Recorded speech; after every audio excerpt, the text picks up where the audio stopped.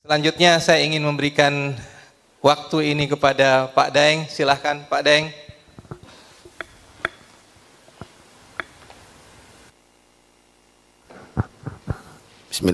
Bismillahirrahmanirrahim. Assalamualaikum warahmatullahi wabarakatuh. Para pemirsa live PKS TV yang saya hormati, yang saya banggakan, juga para narasumber, Bung Sidarta, Wakil Ketua Umum SPLM, Bung Indra dari Wakabit Nakar PKS,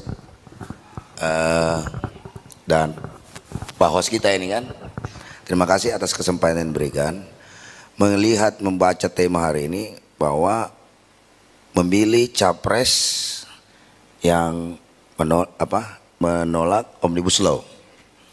Nah, ini menarik sekali tema ini, dan tentu saja juga ini yang menjadi pertanyaan dari rekan-rekan kita kaum buruh di grassroots ya, yang seperti dibilang tadi tiba-tiba kok menjadi kebingungan sendiri nih buruh nih, banyak yang amnesia, padahal mah track record yang ada itu banyak sekali yang bisa kita lihat dari jejak-jejak digital yang ada. Nah, kondisi hari ini kita lihat bagaimana rezim yang berkuasa hari ini tentu saja sudah begitu banyak merugikan kaum rakyat jelata. Upah buruh dibuat murah, ya kan, sistem kerja kontrak yang makin hari makin mengganas, ya kan. Belum lagi tanah-tanah rakyat yang dirampas begitu saja, bahkan tanah adat, tanah ulayat atas nama proyek strategis nasional dirampok juga, ya kan. Dan belum lagi juga banyak lagi hal-hal yang merugikan rakyat kita. Nah, tentu saja melihat fenomena kondisi rakyat jelata yang semakin hari semakin terpuruk ini, saya pikir jawabannya satu, rakyat butuh perubahan dari yang tidak baik menjadi baik, kan begitu. Nah, dalam perubahan ini diperlukan sebuah gerakan, karena tidak mungkin berubah, ya kan, jika tidak ada pergerakan yang dilakukan oleh kaum rakyat jelata itu sendiri. Karena sesuai dengan apalagi ini firman Allah, tidak akan berubah nasib suatu kaum jika bukan kaum itu sendiri yang mengubahnya, ya kan. Nah, bentuk-bentuk kita dalam capres-capres ini tentu saja kan kita ikhtiar. Contoh misalnya 16 Oktober kemarin, ya kan, Persaudaraan Pekerja Muslim Indonesia sudah mendeklarasikan mendukung pasangan Amin. Udah resmi ya? Ya, udah resmi kita nyatakan itu, dan itu juga melalui sebuah perdebatan yang panjang dengan teman-teman dari berbagai. Alhamdulillah itu putusan itu dilakukan secara aklamasi, karena pada akhirnya mereka sepaham dan mengerti wah, besar kita ini kita berikan kepada Pak Anies Baswedan, karena melihat track record dari sekian banyak prestasi Pak Anies waktu Gubernur DKI Jakarta yang ada di dalam otak kaum buruh, terekam jelas itu adalah terkait masalah ketika Pak Anies Baswedan waktu itu menaikkan upah buruh dengan tidak menggunakan PP 36 sebagai dasar kenaikan. Dan ketika beliau dikonfirmasi, kita nonton di stasiun televisi, saya mendengarkan jawaban logis dari Pak Anies. Ketika COVID-19 apalagi ini melanda Indonesia, kita masih mampu, DKI Jakarta masih mampu menaikkan upah 3,3%. Lah kok ini COVID-nya hilang malah mau menaikkan upah 1,3%. Ini kan sebuah ya anomali yang menurut saya, aduh, ini gagal paham. Karena memang kondisi hari ini memang serba banyak hal yang aneh-aneh gitu loh yang terjadi, sehingga kadang-kadang kebijakan-kebijakan pemerintah, kebijakan-kebijakan rejim itu justru sangat bertentangan dengan akal sehat kita, ya kan. Jadi kondisi hari ini, sekaligus saya mengutip pesan daripada Ketua MKMK Pak Jimlik, bahwa hari ini itu Republik ini dikuasai oleh, saya bukan lagi oleh akal sehat, tapi akal bulus dan akal fulus. Ya kan, ini yang mengerikan, sehingga hari ini apalagi teman-teman dari beberapa aktivis buruh ini melihat kondisi hari ini yang bisa dirasionalisasikan secara objektif, sistematis, ya kan, terkait masalah siapa capres yang pro buruh itu adalah Anies. Karena yang lain sifatnya mau melanjutkan apa? Melanjutkan penderitaan kami gitu. Ya kan? Terus apa lagi tagline-tagline yang lain? Ya kan? Kita pertahankan kebijakan yang mana? Ya kan? Justru hari ini makin parah lagi, Pak. Ya kan? Dengan keputusan MK yang kontroversial itu. Lagi-lagi buruh sudah dihantam dengan keputusan undang-undang Omnibus Law, keputusan MK yang kemarin skornya 5-4. 5 yang memutuskan mengesahkan, 4 yang dissenting opinion, yang sebelumnya kita sudah prediksi bahwa melalui jalur Mahkamah Konstitusi kita akan dikalahkan, ditandai dengan dicopotnya Pak Hakim MK Pak Aswanto yang digantikan oleh Pak Guntur Hamzah. Nah itu udah tanda-tanda bahwa kita sudah melihat bahwa akan terjadi kong kali kong di MK untuk bagaimana Omnibus Law ini tetap dimuluskan. Nah itu menjadi catatan, sehingga kemarin waktu persoalan yang lagi rame nih usia itu kan buruh, sudahlah itu sudah bisa dikondisikan itu. Ini sudah lagi Mahkamah Konstitusi sudah berubah jadi mahkamah keluarga itu, ya kan? Nah, apapun sekarang lucu lagi dari keputusan-keputusan yang kontroversial itu banyak sekali aktivis kita yang sudah tidak berpikir akal sehat, mencari pembenaran, bukan lagi mencari kebenaran, tapi mencari pembenaran-pembenaran bagaimana apa yang dilakukan oleh MK itu benar-benar dapat dibenarkan secara logika akal sehat. Tetapi ya lagi-lagi rakyat, beberapa aktivis-aktivis garis lurus sudah menyimpulkan sendiri bahwa memang kondisi hari kita ini sungguhlah kondisi yang sangat kebijakan-kebijakan pemerintah yang sangat pro kepada oligarki, sudah tidak pro lagi kepada rakyat. Maka kenapa juga kita memilih Anies dalam hal ini pasangan Amin dengan tagline perubahan, karena tidak ada cara lain untuk menyelesaikan persoalan ini. Kita butuh perubahan, dan perubahan itu harus ditandai dengan adanya gerakan-gerakan untuk mau mengubah diri. Nah salah satunya ikhtiar kita, ya kan, kalau tidak bisa people power turun ke jalan, ya kan, karena kita sudah juga melakukan konsolidasi, udah aksi 1 juta buruh lah, tetap aja juga berjilid-jilid yang disampaikan tadi Bu Sidarta ini kagak kelar-kelar juga itu urusan, ya kan. Maka gunakanlah semangat people power itu, masuk ke dalam TPS, coblos pasangan Amin untuk perubahan kita, nasib kita, bangsa kita ke depan. Mungkin itu dulu pengantar dari saya, gitu ya. Terima kasih. Baik, terima kasih Pak Daeng. Ya, jadi ini kelihatannya udah gregetan banget pengen berubah ya Pak. Baik, Pak Daeng, ada tambahan silakan. Udah gatal. Ya, jadi sebenarnya bagus juga itu pertanyaan itu, tapi pada prinsipnya tidak hanya dibebankan kepada sebenarnya pengurus ya. Dan kita harus ketahui bahwa ini ada penyakit kronis yang dilanda oleh kawan-kawan daripada anggota Serikat Buruh itu sendiri maupun aktivisnya, yaitu penyakit feodal, oligarki dan transaksional. Ini yang kadang-kadang sehingga patron-patron gerakan itu terkait memberikan penyadaran kepada anggota itu sehingga sangat minim sekali sampai ke bawah. Tapi pada prinsipnya sebagian kecil organisasi tetap melakukan konsolidasi dan sosialisasi bagaimana Undang-Undang Cipta Kerja itu kelemahannya di mana. Karena pernah kan beredar tuh di breakdown, bandingkan antara RUU Cipta Kerja dengan Undang-Undang 13. Nih pasal-pasalnya. Nah sebenarnya tinggal kembali lagi kepada anggota, jika mereka lebih apa lagi ini ingin membaca informasi-informasi beredar, mereka lebih memahami. Namun sayangnya itu tadi, anggota mungkin karena sudah membayar iuran, kalau dia bayar iuran ya, karena banyak juga yang tidak bayar iuran, gitu kan? Kalau dia sudah merasa ya udah itu urusan pengurus, padahal tidak bisa begitu, ya kan? Bagaimana menjaga militansi dan independensi serikat pekerja itu ya harus ditopang antara kerjasama yang baik antara pengurus dengan anggota, karena pengurus itu nggak ada apa-apanya tanpa anggota. Begitu juga anggota, lu nothing juga tanpa pengurus. Ini sisi dua mata uang yang terlalu menyatu. Nah sayangnya kadang-kadang pemahaman itu masih kurang sekali di anggota atas dasar itu tadi.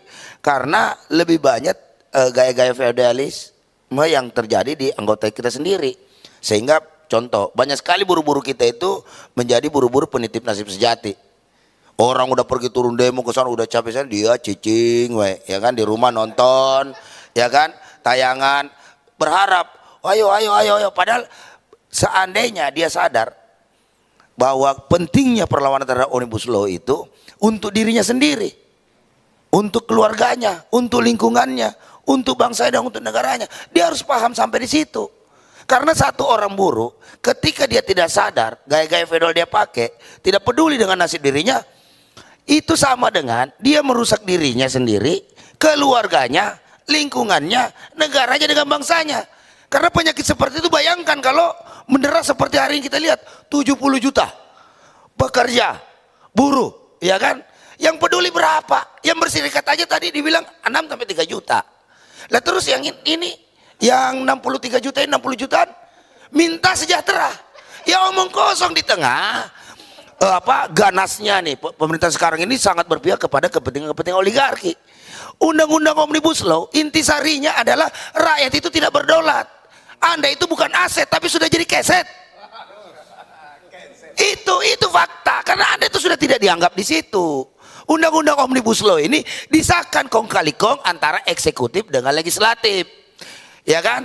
Dilegitimasi oleh yudikatif, dalam ini Mahkamah Konstitusi, Mahkamah Keluarga. Kita terang-terangan aja memang faktanya demikian kok. Ya kan, enggak usah ngeles. Ini bilang ada alasan begini segala macam, bahwa ini bukan banyak alasan lah, ini ketua MK ini kan seakan-akan tidak ada hubungannya dengan ini. Padahal secara moral dia sudah melanggar etika Mahkamah Konstitusi itu sendiri. Termasuk putusan kemarin MK. Mestinya teman-teman buruh juga lakukan juga sidang kode etik.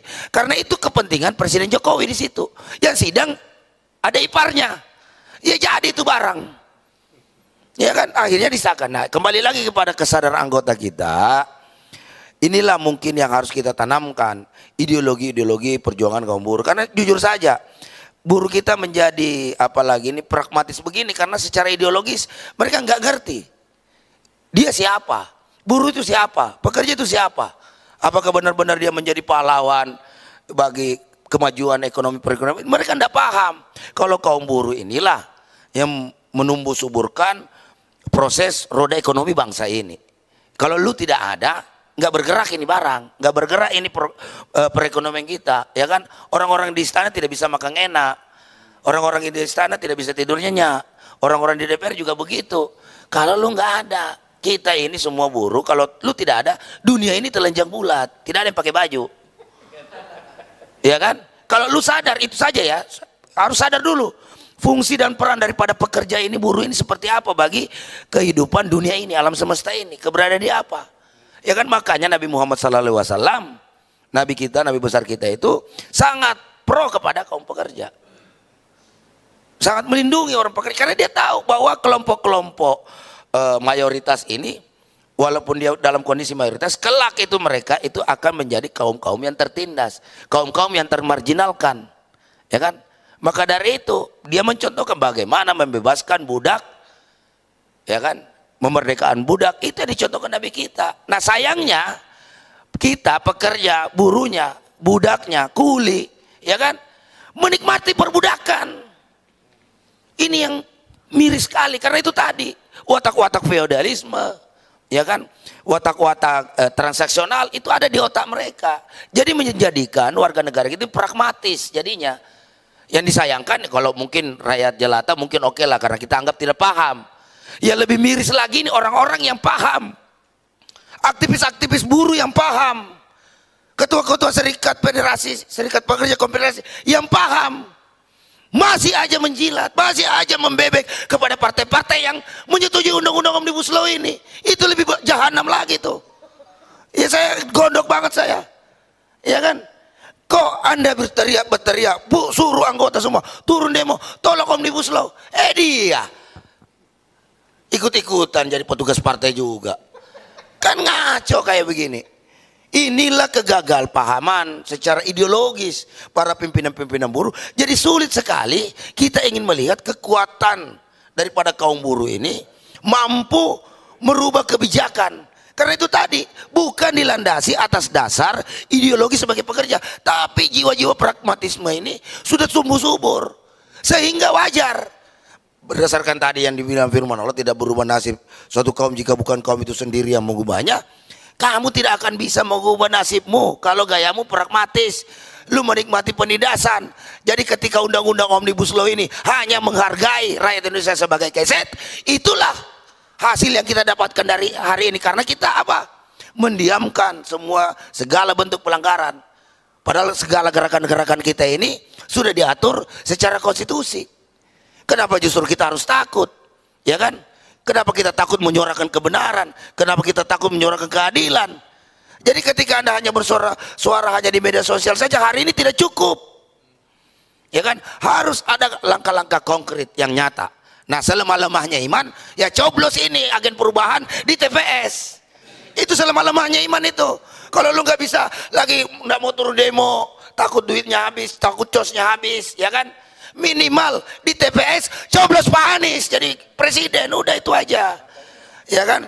Partainya ya, dia kan ini apalagi ini diusung oleh PKS.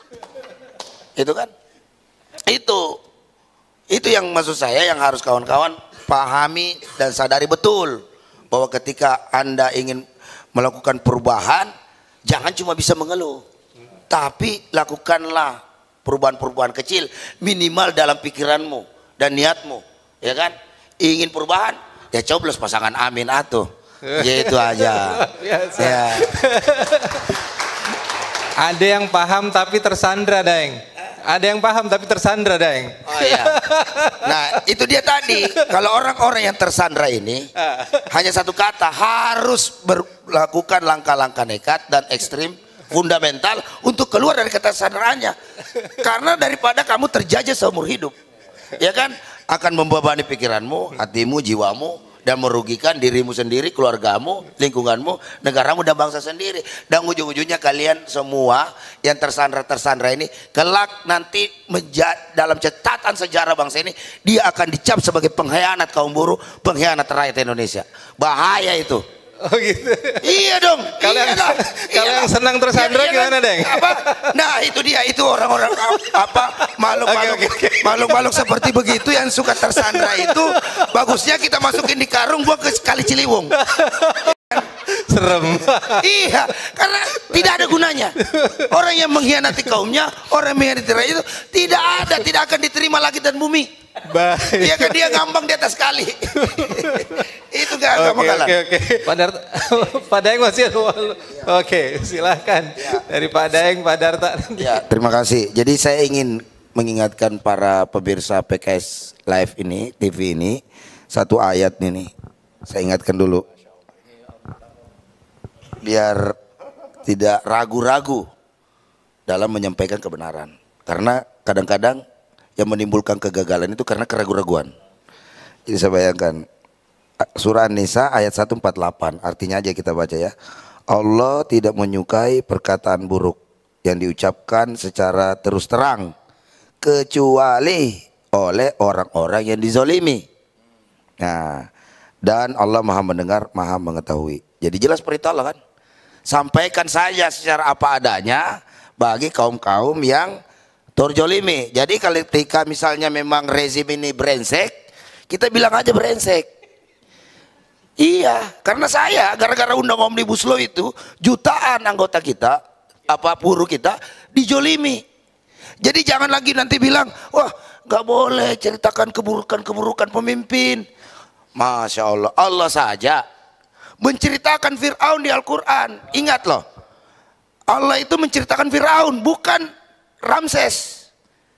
Tapi Fir'aun itu jabatan, gelar raja. Kalau sekarang presiden lah, penguasa lah, pimpinan, jabatannya, gitu loh. Jadi nggak usah ragu-ragu. Allah saja menceritakan untuk mengingatkan kita semua agar jangan sampai salah pilih, gitu loh. Jangan sampai salah memilih pemimpin. Kalau kalian salah memilih pemimpin, maka yakinlah perjalanan bangsa ini juga ya seperti hari ini, amburadul, ya kan?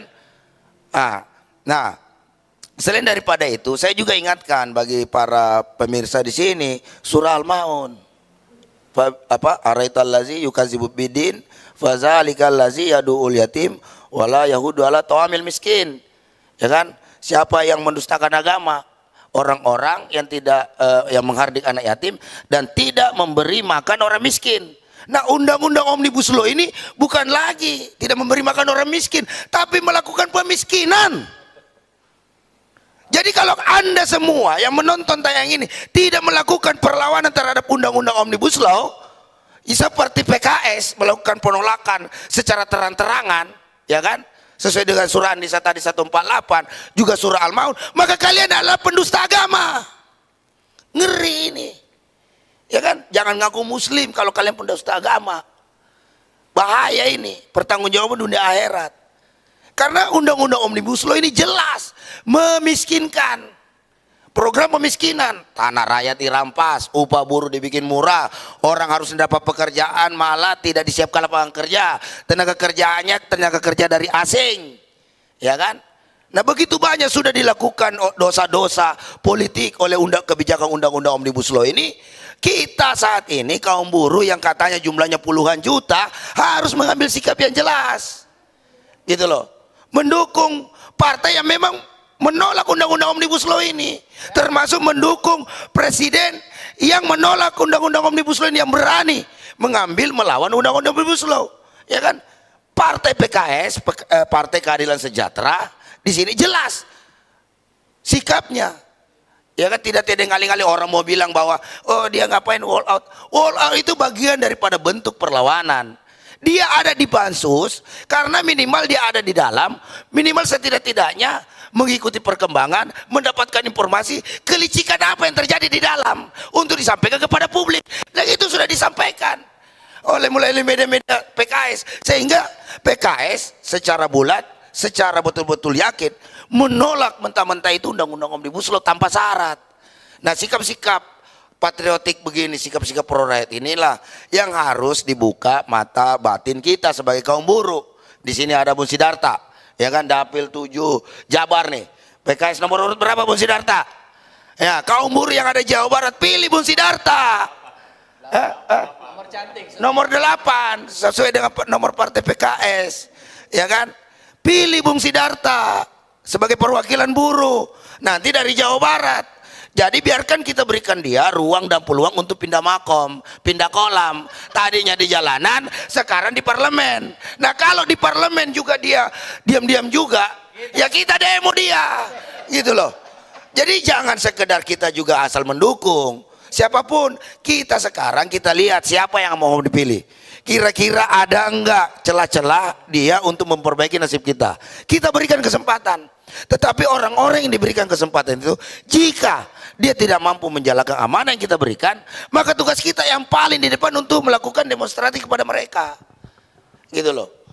Itu yang harus teman-teman lakukan. Jadi sudah 2 ayat itu saya pikir cukup. Mudah-mudahan kita menjadi sadar bahwa tidak usah terframing, tidak boleh menggibah pemimpin yang jahat. Siapa bilang? Iya kan, itu perintah Allah, bukan kata Daeng Wahidin ini, kata Al-Quran.